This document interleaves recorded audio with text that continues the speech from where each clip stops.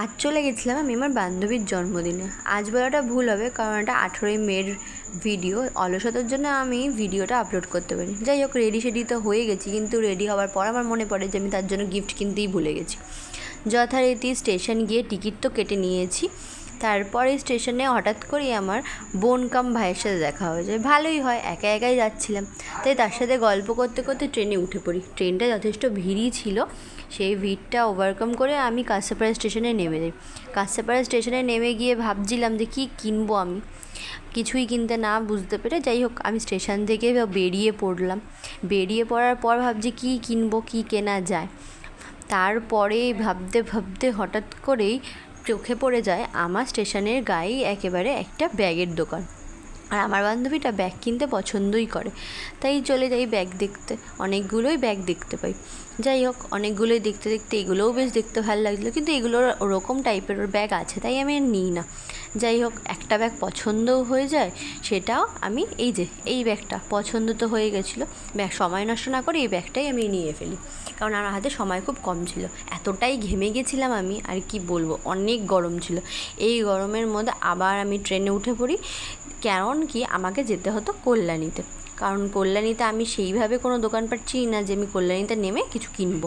যাই হোক, কল্যাণীতে নেমে গেলাম। এতটাই ভিড় ছিল, খুব একটা ভালো করে ভিডিওটা আমি করতে পারিনি। নেমে নিয়ে সময় নষ্ট না করেই আগেই অটোতে উঠে পড়ি।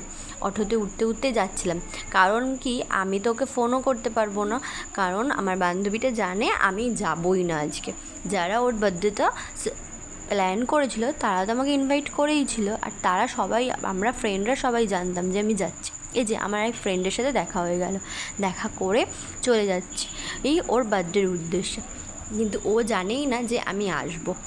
আমাকে দেখার পর ওর কীরকম এক্সপিরিয়েশন হবে সেটাই আমি এতক্ষণ ভাবছিলাম। যাই হোক, আমরা এই হোটেলের সামনে নেমে যাই।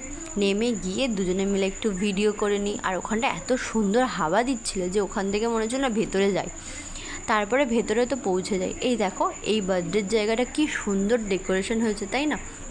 এত ভালো ডেকোরেট হওয়ার জন্য আমি একটা ছবিও তুলে নিই ওখানে।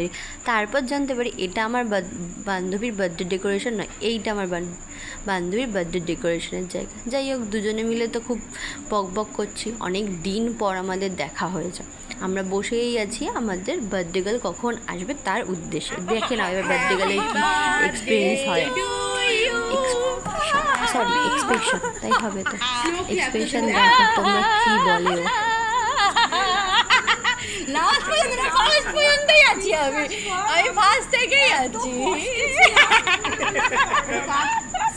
কাটবি কাজেটা, কিন্তু কাজল নষ্ট হবে।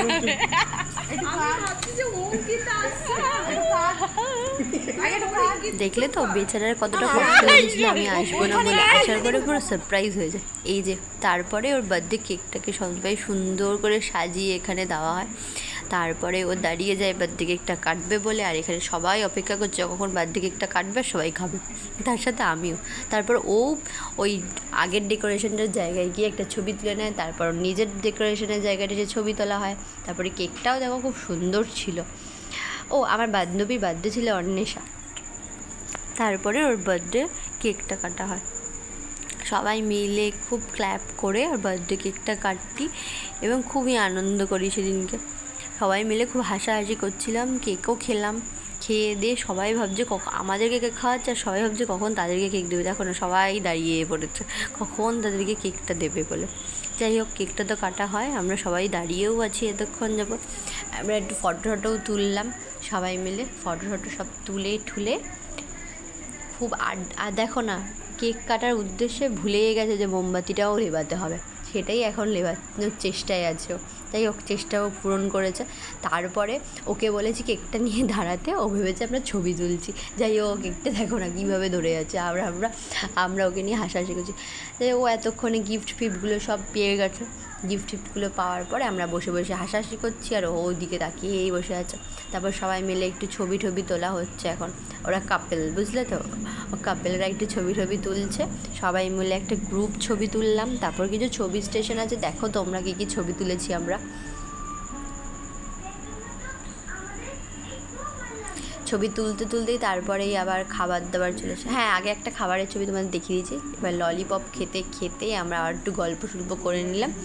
ওকে ডাকছি দেখো শুনতেই পাচ্ছে না, খুব ব্যস্ত মানুষ, খাবার দিকে তাকিয়ে আছে, কাকে কী খাবার দেওয়া হচ্ছে সেটাও দেখছিল। যাই হোক ললিপপটা পেয়ে গেছি। ও বাবা, ললিপপ শেষ করতে না করতেই আবার মাটন বিরিয়ানি চলে এসেছে, সবার প্রিয় মাটন বিরিয়ানি, যেটা একেবারেই আমি এক প্লেট খেতে পারিনি, প্রথমেই বলে দিলাম। যাই হোক মাটন বিরিয়ানি দিয়ে দিয়েছে, ওকেই সবার আগে খেতে দিয়েছে, অনেক খেতে দিয়েছে।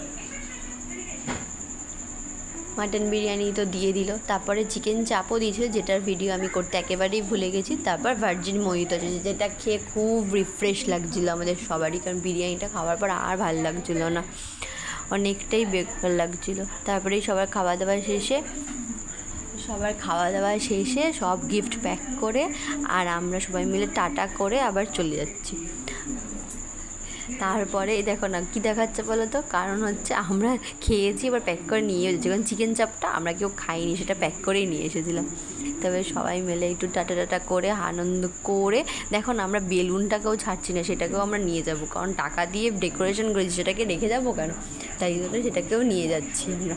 নিয়ে যাওয়ার পর দেখো সেটাকে বাড়ি নিয়ে যাওয়ার কারোর উদ্দেশ্য ছিল, সেটাকে ফাটানোর উদ্দেশ্য ছিল, কারণ ভেতরে আমাদেরকে বেলুনগুলো ফাটাতে দেয়নি, তাই জন্য বাইরে নিয়ে এসে আমরা বেলুনগুলো ফাটাচ্ছিলাম। বেলুনগুলো ফাটিয়ে সবাই মিলে আনন্দ করতে করতে এবার বাড়ির উদ্দেশ্যে সবাই মিলে যাচ্ছি। চলো টাটা, আবার নতুন ভিডিওর জন্য তোমরা অপেক্ষা করো।